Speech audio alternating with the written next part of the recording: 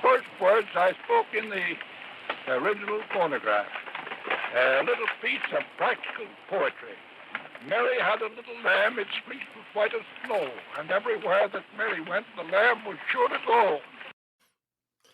Hello, everyone, and welcome back to A Better Life to Collectors. You see these familiar faces if you watch our podcast. Jack Stanley and Brett Hart, two of the more well-known people in the antique phonograph world. I have to thank everyone. We've had a great response to our last video. I think we've had over 15 or 1,600 views and picked up many subscribers, hundreds actually, new subscribers to the podcast. So I thank everybody for that. And I urge you, if you like what we do, we're have many other things planned. Today happens to be a special event. We're following up from something we started talking about, our favorite subject, or I know it's Jack's favorite subject. It's one of my favorite subjects. And Brett has a billion videos about Edison diamond discs. And today specifically regarding the reproducers. As we all know, diamonds are very expensive. If you've seen Wyatt Marcus's emails and things and Facebook posts about his exploration of replacing the stylus on these things, this is a very expensive. The machines go for not that much money, but the reproducers do, which is an interesting part of this. So these two gentlemen have been working on making something that probably Edison over-engineered to the fullest, to making them even better than they've been. And I'll turn it over to one of these gentlemen to begin the conversation about these magnificent producers. I was thinking, may as well go from the beginning of this, and then I want to hand it over to Brett. About a year ago, I started getting involved in reproducers again. I had done it in the 1990s, and I kind of left it alone. And I was going through one of my old books where I kept all the stuff, and I said, I wonder what might work now, because this was 20 some odd years later. And I collect coins. And one of the things that you have coins in is one of these. It's what we call a pod. You put a coin in, or a capsule. And inside the capsule are coin holders, which can be of any different size. You can pull these things apart and make it fit whatever type of coin you have. And so I thought about it, and I said, what would happen if we used one of these, or the parts of this, in a reproducer? Let's say like for a B or a C, for a diamond B or C, for an Ambrola, which was the first thing I tried. And I put it in, and I said, holy cow, it was a totally different sound. And then I worked on it some and improved it some, and then let it sit. And then I got a disc machine. And so I couldn't help myself. I decided to try it on the producer.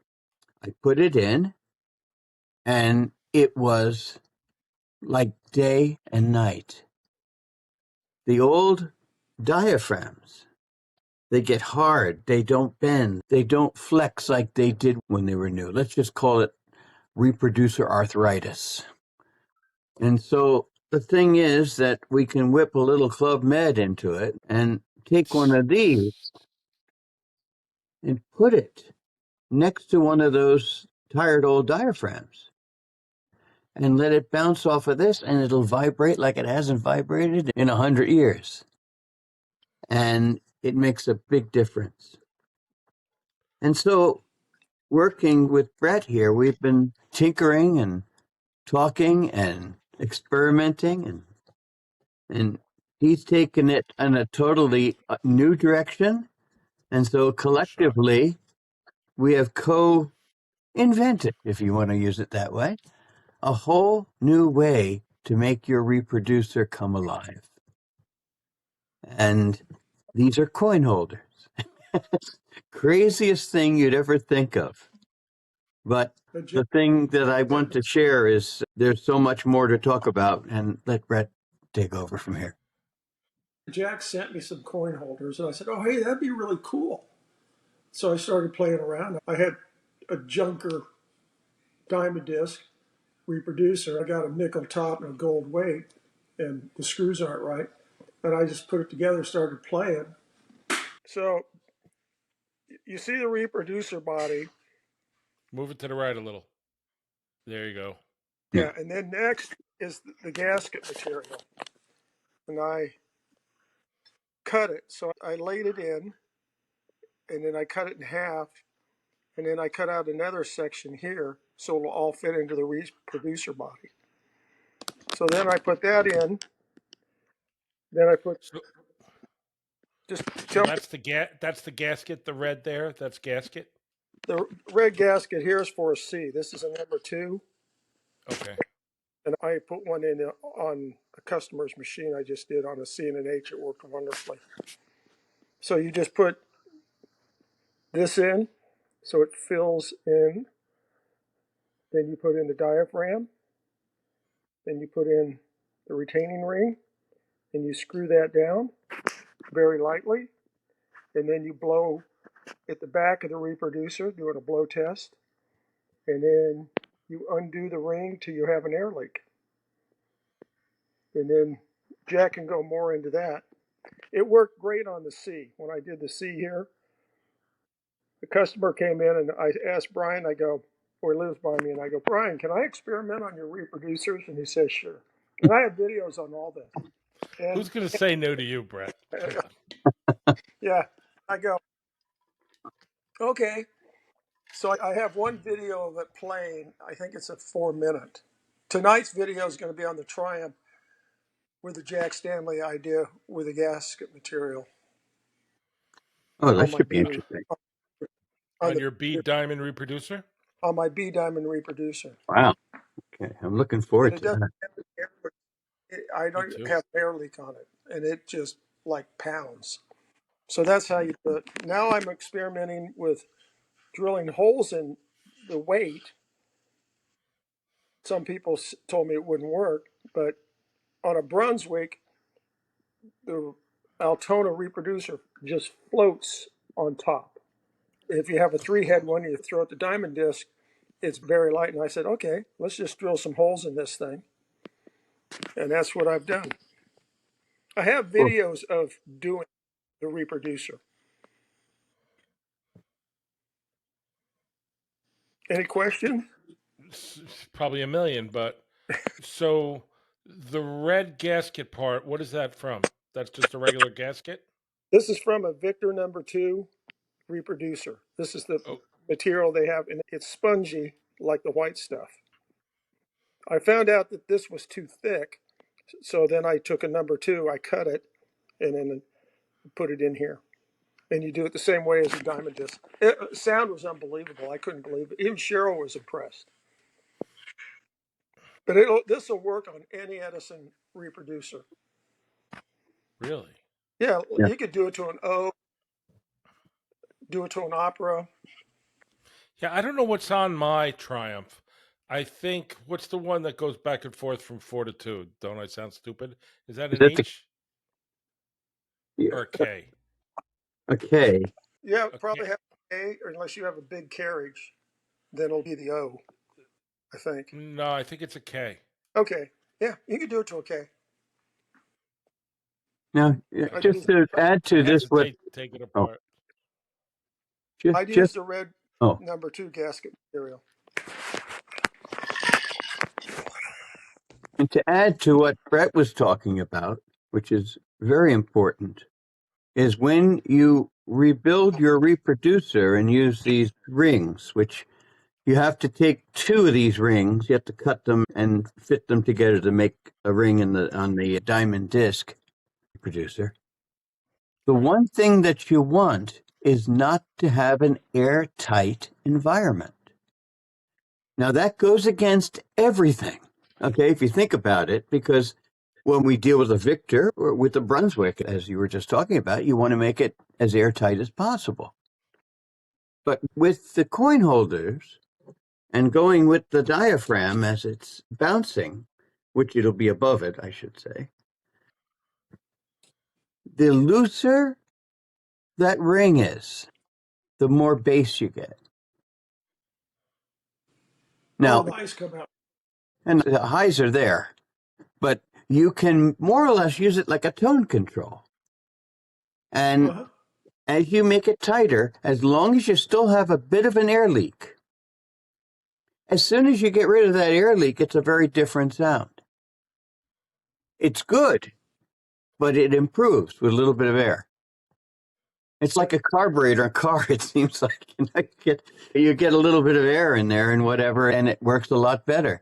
And I've been playing with this now for a year now, tinkering back and forth on this. And this is the time to really start sharing this so people can take advantage of it. And even with new diaphragms, you can use this slightly different, because if you use a new type of diaphragm, you put into the diamond disc reproducer the ring first, this coin holder.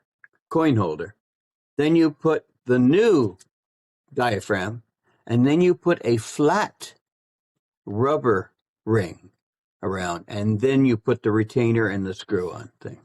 And it'll blow you away. I did it, and I couldn't believe the sound I got out of it. So it's really quite an amazing thing. And so we want to share it with people so you can take your reproducer and fix it. And then all of a sudden have sound you have never, ever heard. Because these things will sound like when they were new. I have a video of me doing Brian's. He had a 2-4-minute change at home. And I did the C, and you always have, this is an Edison recording. His voice was totally different when I did the C with the number 2 gasket material. It was like, holy crap. And the key is not to put it all the way around. No, you want to put it, what do you mean all the way around? You mean just on one side? Leave a gap where there's an air leak.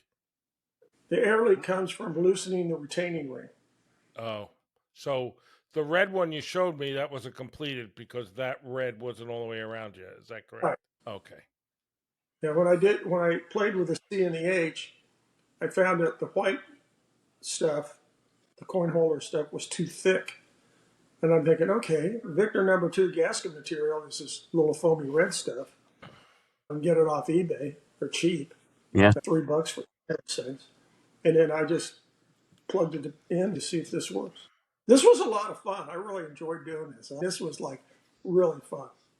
It sounds revolutionary, right? Oh, yes. I know phonograph people would roll over in their graves who were talking about this. You spend so much restoring thing to its original condition, and then you find this little hack that makes it sound better than the original. And it's amazing when you think of it. These coin holders, you can buy like 20 of them, like for $5. And the interesting thing is also you can use it in different types of reproducers because you keep having different size pieces here. It's really an interesting thing. It's just fascinating. I've always tried to take every type of material and see what happens. I even took a hair thing, I don't know what you want to call it, a hair tie that's rubberized, and I put it in a reproducer to see what happened. And it worked. So, not like the coin holders. How reminiscent is that when Edison was trying to figure out what the filament was going to be for his light bulb? He tried everything. He took a hair from somebody's beard, right? He did everything he could trying to figure it out until he decided to take the air out of the bulb, right? Yeah, they even did a contest. Everyone took a hair out of their head, and they wanted to see whose hair lasted the longest. Their experiments. His brilliance is his ability not to be cemented in what you think it should be. That's the thing that's really important, is that the spirit of Edison, the ideas of Edison, they're still just as good as they were then. We just changed the toys around a little bit.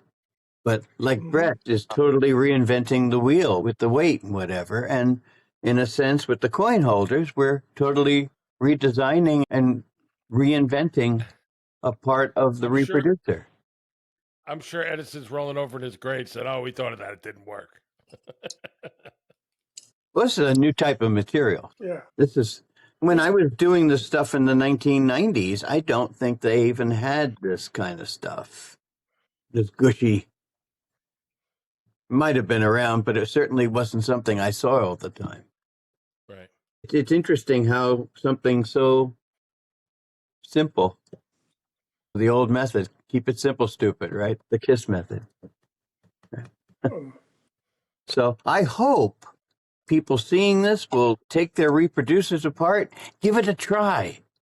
Play a little Thomas Edison and tinker and investigate and surprise the living daylights out of yourself by the sound. Yeah, I couldn't believe the sound and the clarity out of a 14-inch woodshed on Brian's phone. Wow. It blew me away. It's a lot of fun, too, to do this. Yeah. If it increases sound, I guess I'll try it. I'm hesitant to take a reproducer apart because I never have, but I guess I have extra C's all over the place. So maybe I'll take one of those apart and try one of those. There's this guy on YouTube that has videos on how to rebuild a C. Yeah, he does. But just because he could do it doesn't mean I could do it. I mean, I spoke to you today about, so as I mentioned last time, that I was able to get for almost nothing a Diamond Disc A250 that I had to drive 4 hours for, or 4.5 hours to go pick up, and dragged a friend with me and brought it back to my house, and the spring's broken. And Brett went over with me in detail exactly how to take it out. And I sitting there looking at, I have one side I could pick it up, but I can't get the other side out. And I'm saying to myself, I'm not asking him again. Okay. But I have to take those two screws out by the pole. So that's what I haven't done yet. So. And I'm looking at the screws, and they're flathead screws. And you're like, do you have any tools? And I'm like, it's a flathead screwdriver. I have one of those somewhere, I guess. Those are the wrong screws. Oh, I think they're flatheads.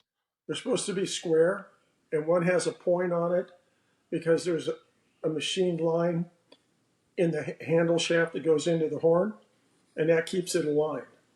So that one keeps it aligned. And then that's the one on the bottom, though. No, that one I'm talking on it. There's two at the top. Two at the top are flathead. Shouldn't Those be. The ones you were talking about I had to remove, or the one on the post? No, the two at the top. On an Edison Diamond Disc, you have the little handle moves, and it's locked into the horn, and there's two screws in that horn. They're square, one's pointed and one's flat. And then the slot is to help you align the handle at the top. Okay. So then, yeah. So I always tell I know you, I saw the video because I had a Sheridan. Is that what it was? The one of the other ones, the Sheridan, and unfortunately the wood was beyond help, but it hadn't been cranked up and used in 50 years, 75 years. It had been wrapped up, and I watched one of your videos about that, about if this ain't working, try putting this up. And I did. I loosened those two screws. I moved it up. Of course, I stripped them when I went to put them back, but I stripped it at least in the right position, so it worked fine. But I ended up giving it away because the wood was in such bad way. But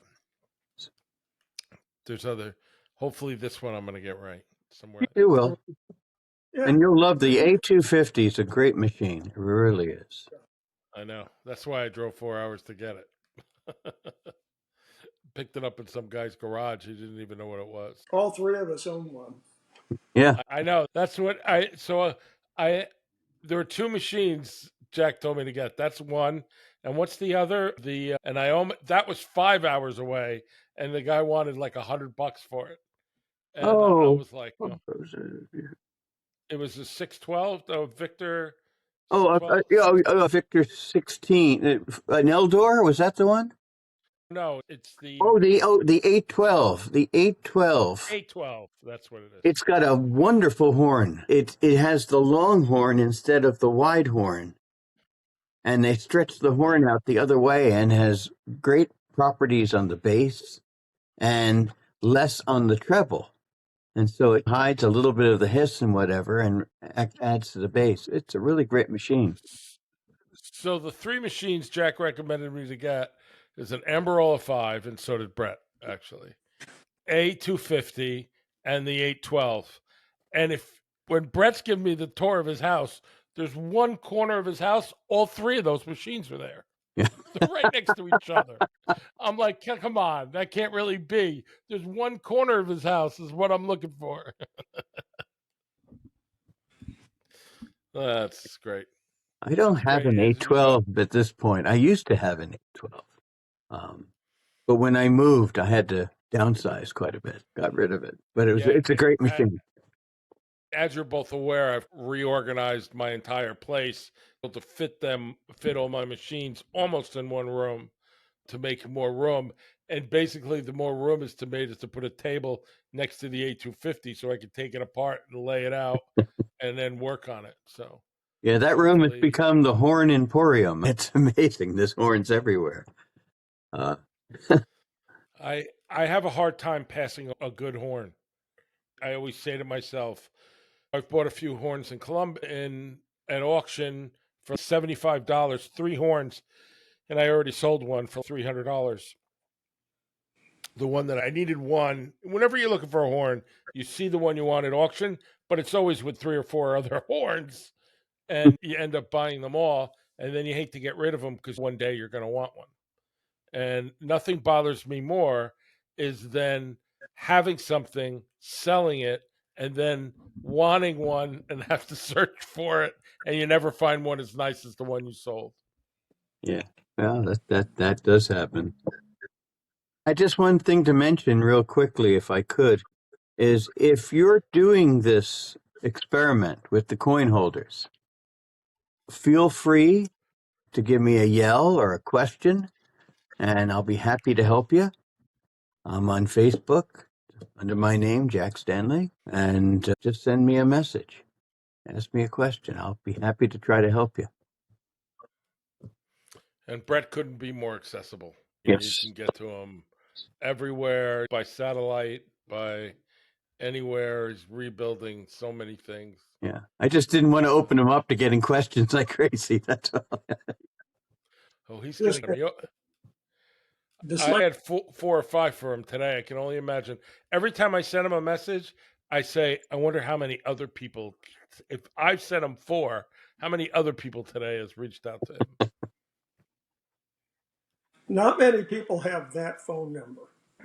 But you can reach me at dyslexicgeniushurt@gmail.com. Or for myself, phonograph78@gmail.com. And since we're giving emails out, I'm at collect1912@gmail.com, which started out as collecting. I had a whole collection of baseball cards from 1912, which I just sold at auction a little while ago, and bought phonographs. And that's where it came from. And strangely enough, I'm still collecting things from 1912. Amazing. I'm waiting for you to have stuff from the Titanic. I have the ancestor. I told you that, right? My friend's great grand uncle and grand aunt was Isadora and Ida Strauss. And yeah, they didn't make it. Yeah, they didn't make it, but they chose not. They're famous because they chose, if we can't go together, we're going to die together. Yeah. And that's, as a matter of fact, I did a podcast with her. And since then, I've become at least talking to the people of the Historical Society that are involved in the Strauss family. They owned Macy's for 100 years. Yeah. They were there in the beginning because Macy's, when it first started, was like a strip mall, and they owned, I think, the China division. So when it became a real store, they were part owners and owned it for 100 years before they sold out to William Macy, Bill Macy, whatever. And then they started Abraham and Strauss. Yeah. Yeah, his Isidore's brother was very big in New York City in politics Right. and also working with children's organizations, as I recall. And if you go to Macy's, there's a memorial to them inside it. Right. Yeah, it's really amazing. Right. And my her father is the chairman emeritus of the New York Philharmonic. Wow. It's a great resource. I've always talked to her about maybe doing a program over there where I would get a few people, not me, of course. I make a good MC, but beyond that, I'm not very useful. And a few people talking about historically and doing demonstrations and maybe a display of how it all started. It went from live to recording. We talk about that all the time, and that imagine what it was like the first time. And we talked about it last time. You're walking past a store on the way home from work on payday. You go in and buy a phonograph. You buy a Caruso record, who you happen to get with it or cheap, and you Mhm. come home, and the first time in your life you hear Caruso, Mm-hmm. and in a way that I enjoy listening to Caruso like that. I don't need the DVD or CD. You play that acoustically recorded Caruso record, and there's some immediacy to it, and you have a connection to them Yeah, because yeah, you realize you're on the end of this horn, he was on the end of the other horn. yeah. It's not like he was in another room. He was standing in front of a horn cutting grooves into something, and that became the grooves that you're listening back. Oh yeah. It's really fascinating, a thing about with Caruso making recordings. Since you couldn't mix the recording, you couldn't adjust the recording. The only way you could do it was the singer had to adjust themselves. And so he would have to back up, look up, turn to his side, get out of the way of the orchestra, get back to the horn. It was insane what they had to do to control, because you couldn't sing full voice into the horn. So you had to sing up. So it wouldn't, what they called blast, as they called it back in those days. So when you hear Caruso, it's really amazing thinking of what he had to do to make those records and not make a mistake from beginning to end. A different world. Yeah. Oh yeah. And artists as well. Caruso was a little different because he was not only the top of his game, he was the game.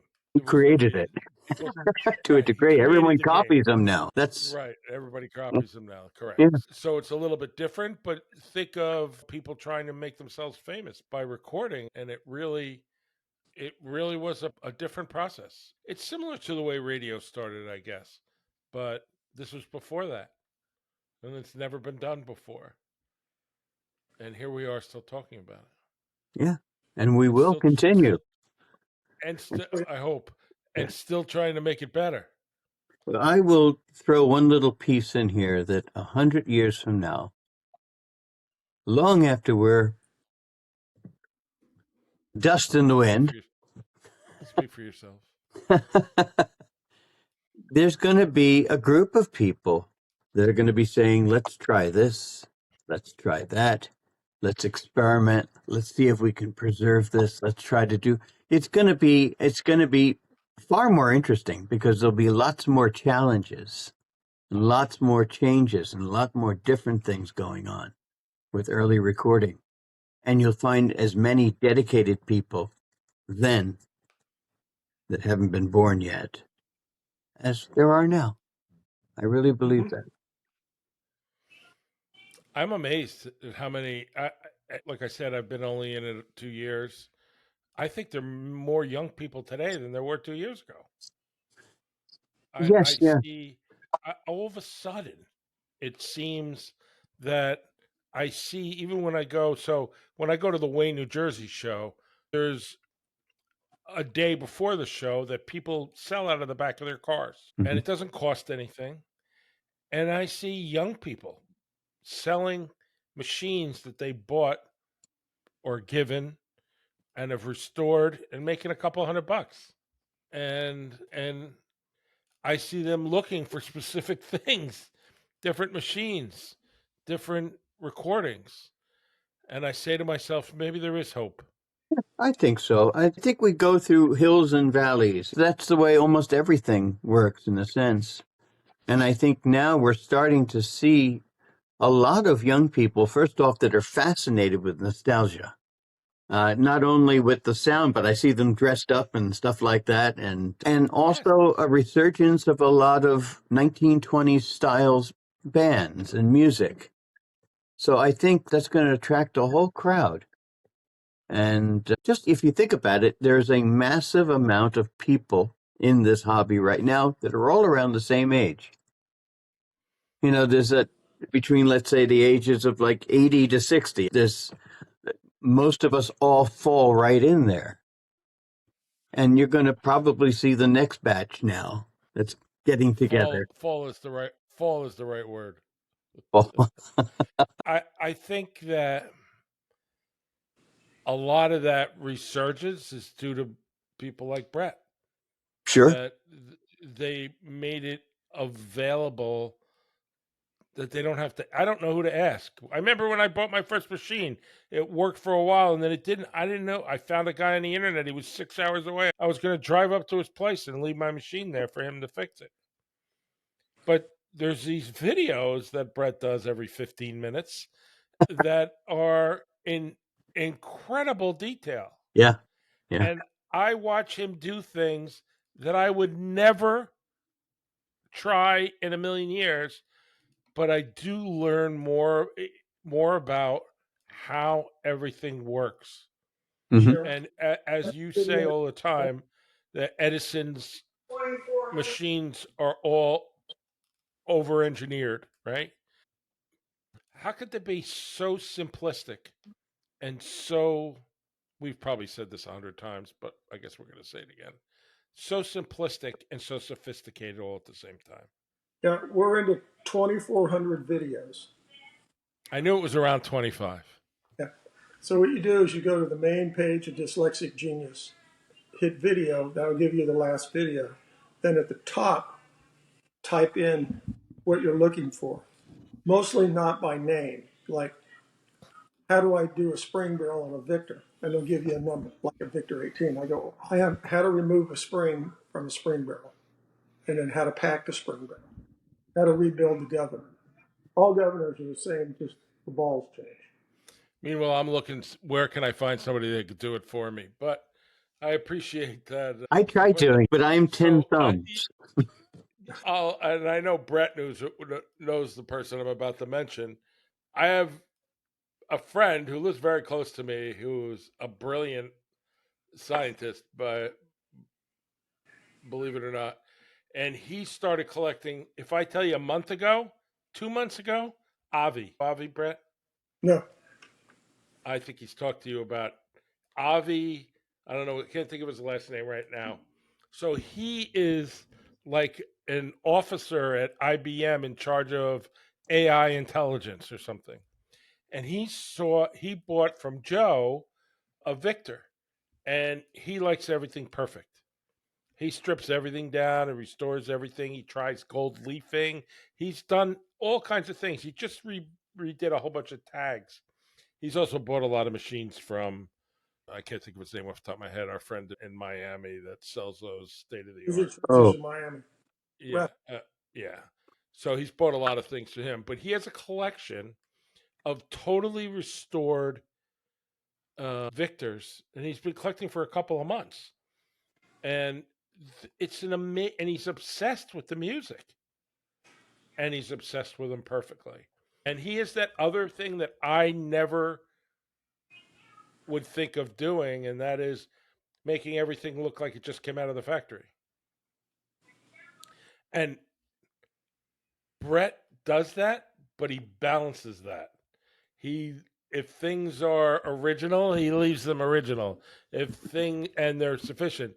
But he also gets things that are original but destroyed, for lack of a better word, and he makes them look brand new. So he recovers what they are. And I've learned a lot. I've learned a lot by watching him. I've learned all kinds of stuff. And I love the Friday night the Friday night concerts, Sunday night concerts, because a lot of times it's the EMG, which is something you're never going to see other than at Brett's house. Russo sounds great on that. I bet that's a one of a kind thing, as we've talked about in the past. And I like that you go through, and that's what I try to do for my own self, is I try to play a different machine every day. Mhm. And there are a couple that I never play, but I try to. And I think it's important that you do. If you're going to have it, you need to play it. If you're not going to play it, you should sell it to somebody who will. You should try my needle thing. Instead of, I have a video on it, not Mm. bottoming out the needle, but bringing it out almost as far as you can till it tightens down. Use a soft tone needle, it'll sound like a loud tone, and it lets the needle flex more in the Mhm. grooves. I haven't tried that, but I will as soon as we get done. It's I was thinking about it. Because I reorganize things, I can get to a lot more than I could before, and it's really, these are the ideas and the thoughts that every person is doing. Everybody's restoring and trying to figure out how to make it sound best. And thank you to both of you for helping that along. And hopefully, this new idea, whether I'll be able to do it or not, it's a whole nother story. But I'm sure I can find someone who can. Yeah, try it on your diamond disc first, yeah. because it's bigger and it's a lot easier to take apart and put back together.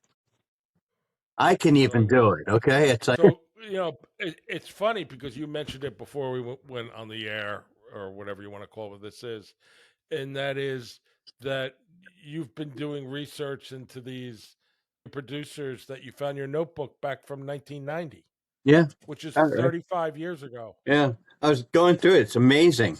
All these notes and stuff like that. Like you can see with the reproducer and stuff written down, just tons of information. And you've looked at Edison's notes from when he was doing these things and what he was making comments about. Yes. Yeah. Which is Amazing. fun. It's a rare position that I was given to go through Edison's notes and also his private library, which was really, that was fun. I learned a lot of stuff I really didn't want to know about Edison, actually, in that library. He wrote about everything he did in his body. I think that it's just another aspect of this. I just bought a photograph from 1892, is it, at auction? That's a picture of It's the music room. the music room, Edison's music room. And you were telling me about the photographer who was listed on the bottom. Yeah, it was W.K.L. Dixon, who was very instrumental in being involved in the motion picture industry. He was the one that did the lion's share of it, to be honest.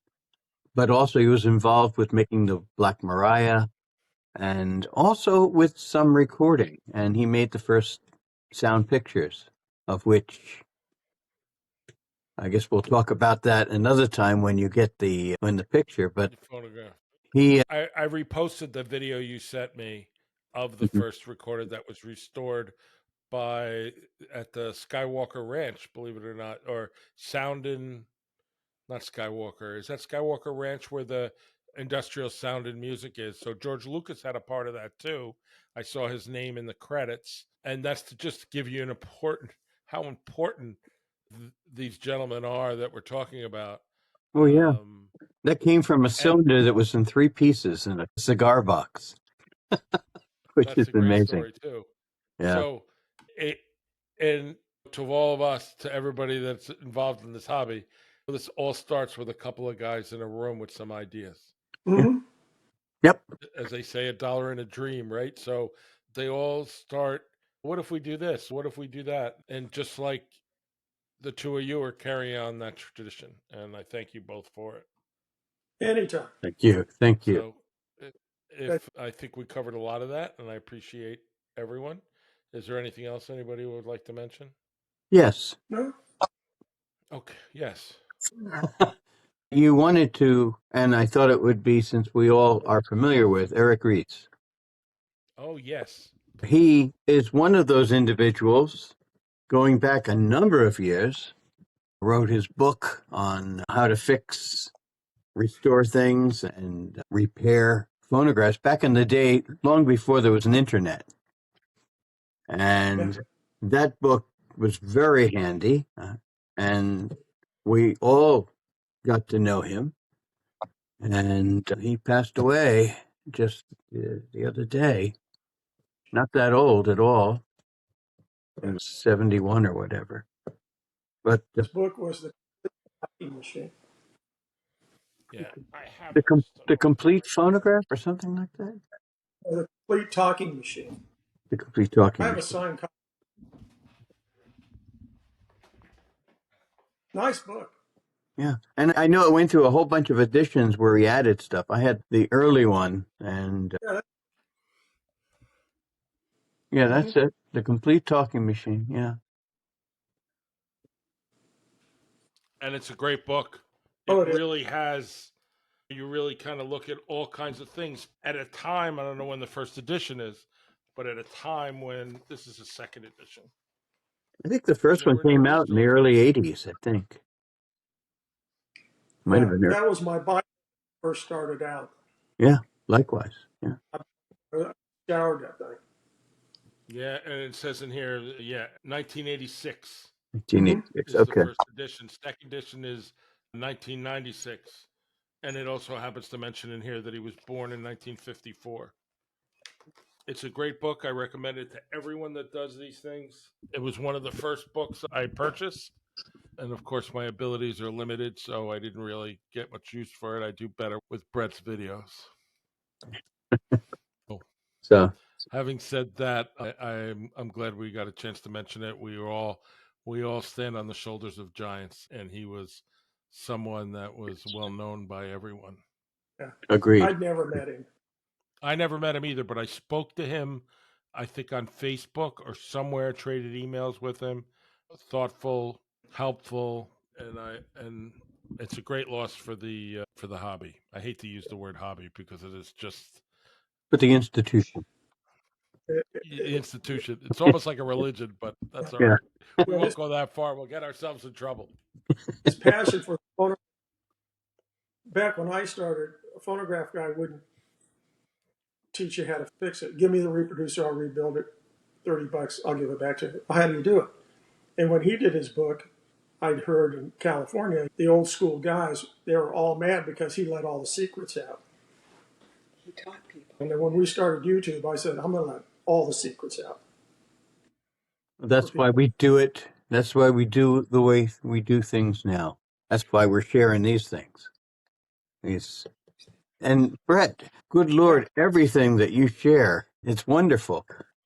I learn more about things just by watching you and finding out what works, what doesn't work, and how not to be primitive Pete and on various things that you're working on. I thought it was fumble fingers. Well, I have various forms. I take primitive Pete, 10 thumbs. What's the next machine you're going to do there, Brett? I'm finishing up my hand painted Triumph. Oh yeah, that's a beauty. I don't even know what to say about it. I have trouble looking at it. I'm so envious. It's online. I had a little problem with the 4-minute changer, and I fixed all that, and I changed some things around.